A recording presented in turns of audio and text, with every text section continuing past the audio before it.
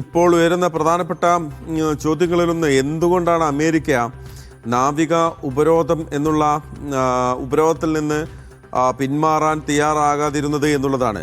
ഒരു വേളയിൽ അവിടെ ഹോർമുസ് പൂർണ്ണതോതിൽ തുറക്കാൻ വരെ ഇറാൻ അനുമതി നൽകുകയും കപ്പലുകൾക്ക് യഥേഷ്ടം അങ്ങോട്ടും ഇങ്ങോട്ടും ചരക്കുകളുമായി വരാനും പോകാനും ഒക്കെ ഇടമുണ്ടായിരുന്നു.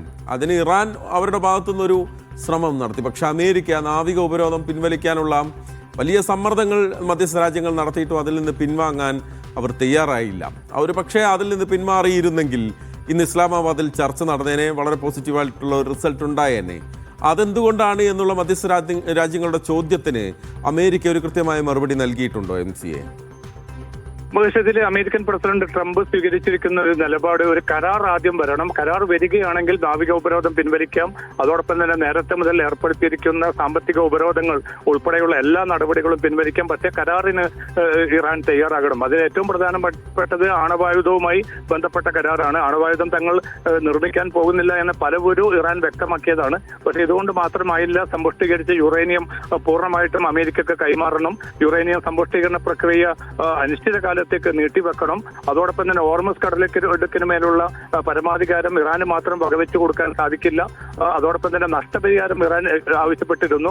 ഇതും നൽകാൻ സാധിക്കില്ല. അതായത് ഇറാൻ മുന്നോട്ട് വെച്ച 10 ആവശ്യങ്ങളിൽ ഒന്നുപോലും അംഗീകരിക്കാനോ അല്ലെങ്കിൽ അതുമായിട്ടുള്ള ഒരു തുറന്ന ചർച്ചക്കോ അമേരിക്ക തയ്യാറായില്ല.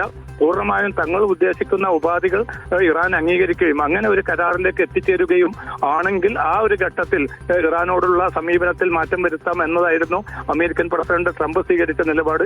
ഇത് പല ഘട്ടങ്ങളിലായിട്ട് സൈനിക നേതൃത്വവും ഇറാനിലെ രാഷ്ട്രീയ നേതൃത്വവും ഇന്ന് പലവട്ടം ചർച്ച ചെയ്തു.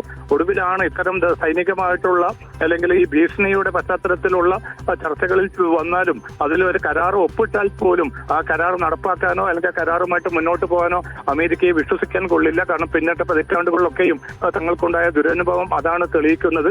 കാരണം ഇപ്പോൾ പോലും ഒരു 2 ആഴ്ച വെടിനിർത്തലിന്റെ ഭാഗമായിട്ട് ലബനാനിലെ വെടിനിർത്തൽ വരണമെന്ന് പറഞ്ഞ ഘട്ടത്തിലും അതിനെ നിരാകരിക്കുന്ന സമീപനമായിരുന്നു അമേരിക്കയും ഇസ്രായേലും സ്വീകരിച്ചത്. ഒടുവിൽ ഗത്യന്തരം ഇല്ലാതെയാണ് ഒടുവിൽ 10 ദിവസത്തേക്ക് ലബനാനിൽ വെടിനിർത്തൽ പ്രഖ്യാപിച്ചത്. അതേ തുടർന്ന് ഹോർമുസ് കടലിടുക്ക് തുറന്നു കൊടുക്കുകയും ചെയ്തു. അപ്പൊ സ്വാഭാവികമായിട്ടും നാവിക ഉപരോധം അമേരിക്ക പിൻവലിക്കേണ്ടതായിരുന്നു.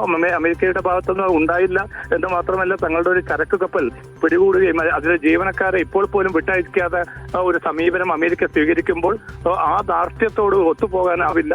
അങ്ങനെ അതിൽ നല്ലത് യുദ്ധമാണ് എന്നൊരു തിരിച്ചറിവിലേക്ക് തങ്ങൾ എത്തുന്നതായാണ് ഇറാൻ മാധ്യമങ്ങൾ വ്യക്തമാക്കുന്നത്.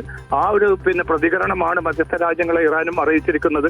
അതോടുകൂടിയാണ് ചർച്ച വഴിമുട്ടുകയും കൂടുതൽ സംഘർഷാത്മകമായിട്ടുള്ള ഒരു അവസ്ഥയിലേക്ക് മേഖല മാറുന്നതിന്. നാളെ രാവിലെ 5:30 ഇന്ത്യൻ സമയം 5:30-6 മണിയാണല്ലോ ഈ വെടിനിർത്തൽ അവസാനിക്കാനുള്ള അല്ലെങ്കിൽ വെടിനിർത്തൽ കരാർ നിലവിലുള്ള സീസ് ഫയർ അവസാനിക്കാനുള്ള ഒരു സമയം എന്ന് പറയുന്നത്. അപ്പോൾ നാളെ അതിനുശേഷം ഇരു രാജ്യങ്ങളും നേർക്കുനേർ വരും എന്നുള്ളൊരു സാഹചര്യമാണ് ഇപ്പോഴുള്ളത്. അതിനായിട്ടുള്ള സജ്ജീകരണങ്ങൾ നടത്തുന്നുണ്ട് 2 വശത്തു നിന്നും എന്നുള്ളതാണ് ഏറ്റവും പുതിയ റിപ്പോർട്ടുകൾ. MCA അതാണ് ലഭ്യമാവുന്ന റിപ്പോർട്ടുകൾ പ്രകാരം സൈനികമായിട്ടുള്ള മുന്നൊരുക്കങ്ങൾ വളരെ ശക്തമായിട്ട് മുന്നോട്ട് പോകുന്നുണ്ട്. ജെറാൾഡ് ആർ ഫോർഡ് എന്ന അമേരിക്കയുടെ തന്നെ വിമാനവാഹിനി കപ്പൽ ഇപ്പോൾ തന്നെ ചെങ്കടലിൽ നിലയുറപ്പിച്ചിട്ടുണ്ട്. അതിനു പുറമെ എബ്രഹാം ലിങ്കൺ എന്ന പടക്കപ്പലും ഈ മേഖലയിൽ സജീവമാണ്. 100 കണക്കിന് പോർ വിമാനങ്ങളുണ്ട്. 10,000-ലേറെ സൈനികരെയും എത്തിയിട്ടുണ്ട്. പക്ഷേ ഇതിൽ അമേരിക്ക നേരിടുന്ന പ്രധാന പ്രശ്നം, കാരണം ഇപ്പോൾ തന്നെ ആയുധങ്ങളുടെ ലഭ്യത വളരെ കുറവാണ്. ആ ആയുധങ്ങൾ കൂടുതലില്ല എങ്കിൽ ഒരു ദീർഘകാല യുദ്ധത്തിന് അമേരിക്കക്ക് വലിയ പ്രതിസന്ധി നേരിടും. പ്രത്യേകിച്ച് ഒരു കരയുദ്ധത്തിലേക്കാണ് നീങ്ങുന്നതെങ്കിൽ ഹോർമസിന്റെ ഭാഗത്ത് വലിയ സുരക്ഷ ഒരുക്കേണ്ടി വരും. അതോടൊപ്പം തന്നെ കാർഗോ ദ്വീപ് പിടിച്ചടക്കുക എന്ന ചില ലക്ഷ്യങ്ങൾ അത് ഒരു പക്ഷേ നിറവേറ്റിയാൽ പോലും അവിടെ സൈന്യത്തെ നിലയുറപ്പിക്കുക, അവിടെ സുരക്ഷ ഉറപ്പാക്കുക എന്നത് അതിസങ്കീർണമായിട്ടുള്ള ഒരു അവസ്ഥയായിരിക്കും. കാരണം ഭൂപരിധി പ്രകാരം വളരെ എളുപ്പത്തിൽ തന്നെ ഇറാന് അമേരിക്കൻ സൈനികരെ ആക്രമിക്കാനും കൊന്നൊടുക്കാനുമുള്ള ഒരു സാഹചര്യം ഉണ്ടാകുമെന്ന് പെന്റഗൺ തന്നെ നേരത്തെ ആശങ്ക അറിയിച്ചിരുന്നു. അപ്പൊ അതുകൊണ്ട് വിനാശകരമായിട്ടുള്ള ഒരു യുദ്ധത്തിലേക്കായിരിക്കും കാര്യങ്ങൾ പോവുക.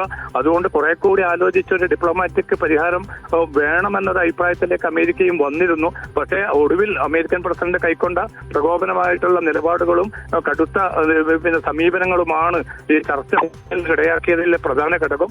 ഇറാൻ സംബന്ധിച്ചിടത്തോളം അവർക്ക് ദീർഘകാല യുദ്ധത്തിലേക്കാണെങ്കിൽ, ഒരു കരയുദ്ധത്തിലേക്ക് വരികയാണെങ്കിൽ അമേരിക്കക്കെതിരെ മേൽക്കോയ്മ തങ്ങൾക്ക് സ്ഥാപിച്ചെടുക്കാൻ പറ്റുമെന്ന ഒരു അവകാശവാദം അവരും ഉന്നയിക്കുന്നുണ്ട്.